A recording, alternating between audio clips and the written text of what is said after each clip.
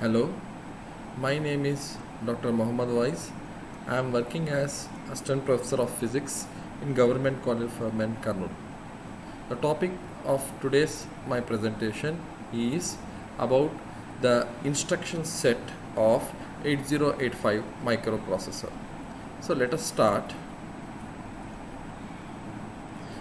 As we already discussed in my first lecture about the architecture, the microprocessor is a digital device. So it can understand only the language of zeros and ones. So the combination of zeros and ones is called the machine language. So the instructions given to the microprocessor should be in the combination of zeros and ones. For example, here is a pattern of the combination of zeros and ones. So if you see here, we are unable to understand what this actually means, but in the language of the microprocessor, it is a valid instruction. So the microprocessor understand only the machine language. So this machine language is very difficult for the humans to understand. So what we require is, we require a software called the assembler. So the assembler converts the assembly language into the machine language, that is the language understood by the microprocessor. So the assembly language is nothing but a combination of small English words which we call them as opcodes. So the assembler converts this assembly language into the machine language. Now what is the instruction? How do you define an instruction? As we know, the instruction is nothing but it is a command given to the microprocessor to perform a certain task. Since the 8085 microprocessor is a 8-bit device, so it can have a combination of 2 to the power of 8 instructions. So that is 256 instructions.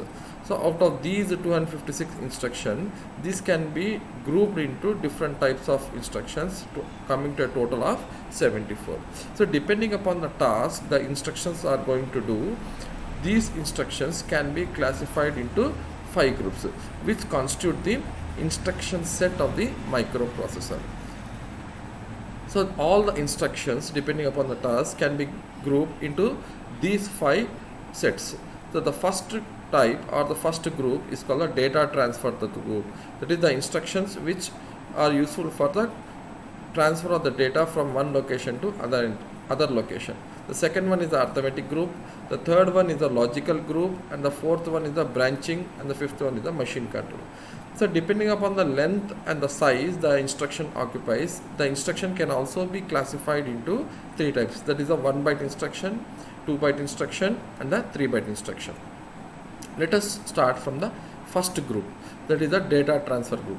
So data transfer, as already shown in the slide, data transfer here means copy. Copy means the source and the destination will have the same result after the operation. So we have to specify from which location you are copying and to which location you are going to copy. So the location from which you are copying is called the source location, and the location from where you are going to store it is called the destination location.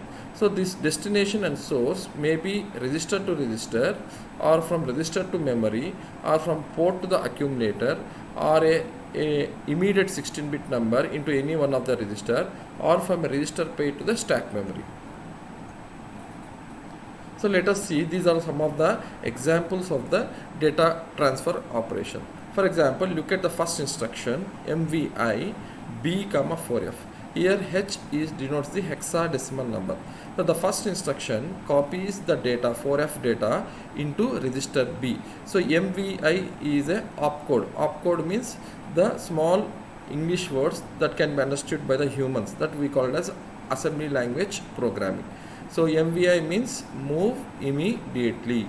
So move immediately 4F is the 8-bit data that is being moved into the destination location is register B. The second instruction is move A, B. Here the operands are registers. So A is a register, also known as accumulator. B is one of the general purpose registers, as I already discussed. So move A, B moves the data which is present in the B into A. So after the operation, B is also having the same data, A is also having the same data. So that's why this is called the copying. The third is called load immediately. Load immediately, here H means HL pair. So HL pair as another 16-bit registers, that is register H and register L, can be used as a 16-pair register, 16-bit register, which we call as a register pair. So 2050 is the 16-bit data that is being moved into the HL pair. The fourth instruction is move M, B. M, B, here M means memory. Memory means again it is the HL pair. So the data which is present in the register B is moved into the HL pair. Let us see the second group of the instruction. So as the name suggests, these groups are related to the instruction which can perform the arithmetic operations. Arithmetic operations, I mean addition, subtraction, increment and decrement. So multiplication and division cannot be performed by using the 8085 microprocessor. So let us see some of the arithmetic operations. The first instruction is add immediately, ADI. So add immediately 32H. 32H is the immediate 8-bit data that is being added. Here for addition operation we require two operands. The first operand is here the accumulator. So in the instruction we have not specified the accumulator. I already told you the register A or accumulator is used to store one of the operands during the arithmetic and logic operation. So the first operand is stored in the accumulator and the second operand is 32H, which is being added to the accumulator, and after the result is also again stored in the accumulator itself. The second instruction is add B. Add B means here the first operand is accumulator, the second operand is register B. The contents of register B and the contents of register A are being added and the result is again being stored in the accumulator. Similarly, subtract immediately, sub C, subtract C, that is subtract the contents of C from the accumulator A. INRD means incrementing register D. So whatever may be the content of the accumulate of the register D, this will be incremented by 1, and the last one is the decrement C, that is the contents of register E will be decremented by 1 unit. And the third group of instruction are logical and the bit manipulation operations. So logical operations here, I mean AND operation, OR operation, exclusive OR, comparing, complementing, left shift, right shift, rotate left, rotate right. So these are some of the examples of the logical and the bit manipulation operation. So let us see the first instruction, ANA. ANA means AND logical and the contents of accumulator and the contents of register H. So the contents of register H and register A will be AND operated, means AND operation will be takes place and the result will be again stored in the accumulator. Let us see the third instruction, XRA. XRA stands for exclusive OR operation between the contents of register B and register A or accumulator. The last operation is RAL. RAL means rotate accumulator left. So as the accumulator is a 8-bit register, the contents of the accumulator or register A will be rotated left by 1 bit. The fourth group of instructions is called the branching instructions. So these are the instructions which are used to control the flow of the program execution. I mean, generally the microprocessor will execute line by line, that is the first line, second line, third line.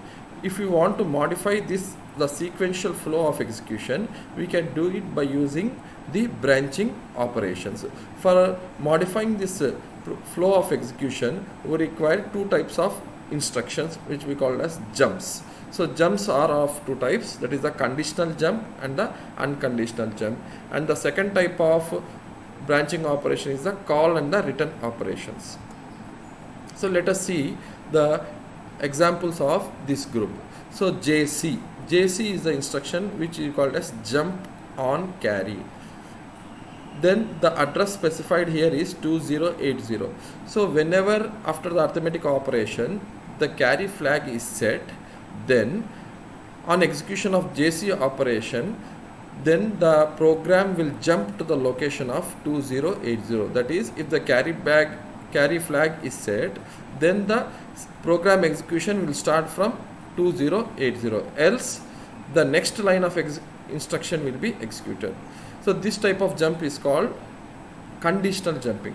The second line shows the JMP instruction. This is the example for unconditional jumping. Here we have not specified any condition. Directly we are giving the address where the program execution must start, that is a 2050. So whenever this instruction is executed, the microprocessor will start executing from this address, that is the 2050. The second type of branching operation is called the call. Call operation is nothing but generally used in during the subroutines. So whenever there is a subroutine or subprogram written somewhere else, then we will use this operation from the main program to call that subprogram. So call 3050, then after execution of this instruction, the microprocessor will start executing the subprogram which is located at the address 3050. After every call, the last line of the call instruction must be written. So whenever there is a return, then the control returns to the main program. And the fifth group of instruction are the machine control instruction. So these are the instructions which are generally used to change the operation of the microprocessor. The examples of these one are halt, that is the stopping the program execution, NOP, do not perform any execution, clear carry, like this. So there will be the no operands in this type of instruction. So thank you very much. I hope you have understand the instruction set of microprocessor. So if you have any queries, you can mail me at my email address mdwaaiz@gmail.com. Thank you.